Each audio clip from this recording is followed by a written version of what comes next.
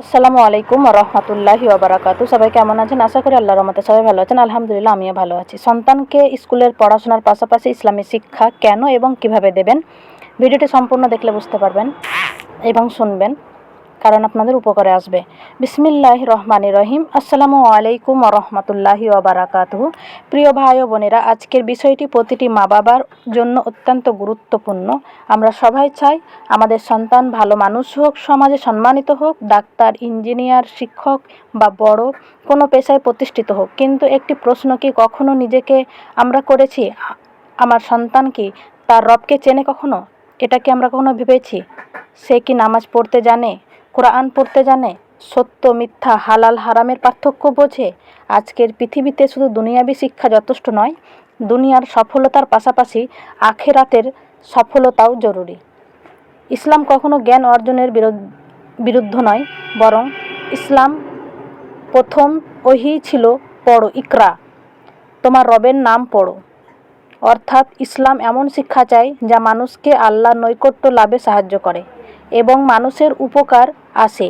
তাই স্কুলের পড়াশোনা যেমন প্রয়োজন, তেমনি ইসলামিক শিক্ষা ও সমান গুরুত্বপূর্ণ। একটি সন্তান যদি ডাক্তার হয় কিন্তু আল্লাহকে ভুলে যায়, তাহলে তার জীবনের বড় একটি ঘাটতি থেকে যায়। আবার যদি শুধু ধর্মীয় জ্ঞান থাকে কিন্তু জীবনের প্রয়োজনীয় দক্ষতা না থাকে, তবুও সে অনেক ক্ষেত্রে পিছিয়ে পড়তে পারে। তাই আমাদের লক্ষ্য হওয়া উচিত দুই ধরনের শিক্ষার সুন্দর সমন্বয়।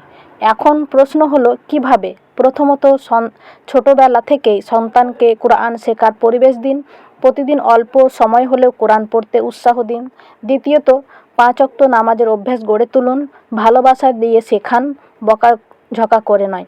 তৃতীয়ত, রাসূল সাল্লাল্লাহু আলাইহি ওয়াসাল্লামের জীবনী, সাহাবীদের ঘটনা এবং নবীদের কাহিনী শোনান।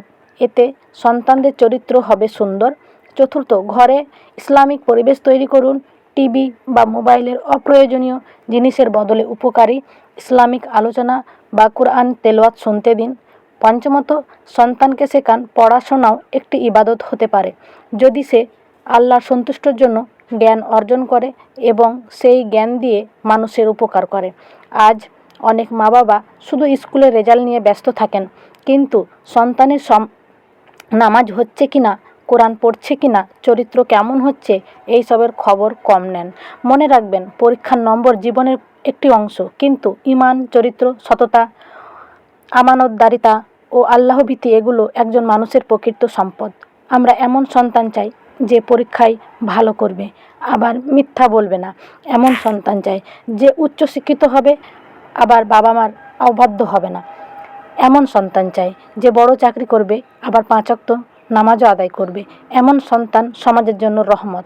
প্রিয় অভিভাবক, আপনার সন্তান শুধু ভালো ক্যারিয়ার নয়, ভালো আখলাক উপহার দিন। তাকে শুধু বইয়ের শিক্ষা নয়, কোরআন শিক্ষাও দিন। তাকে শুধু প্রতিযোগিতা নয়, তাকে তাকওয়া শেখান। মনে রাখবেন, সন্তান আল্লাহর একটি আমানত। কিয়ামতের দিন এই আমানতের ব্যাপারে আমাদের জিজ্ঞাসা করা হবে।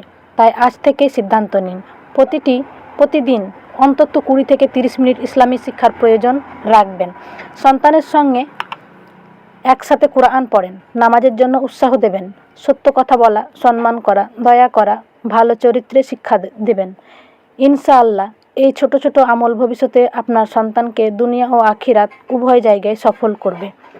শেষে মহান আল্লাহর কাছে দোয়া করি, হে আল্লাহ, আমাদের সন্তানদের নেককার, দিনদার, সুশিক্ষিত ও উত্তম চরিত্রের অধিকারী বানিয়ে দিন।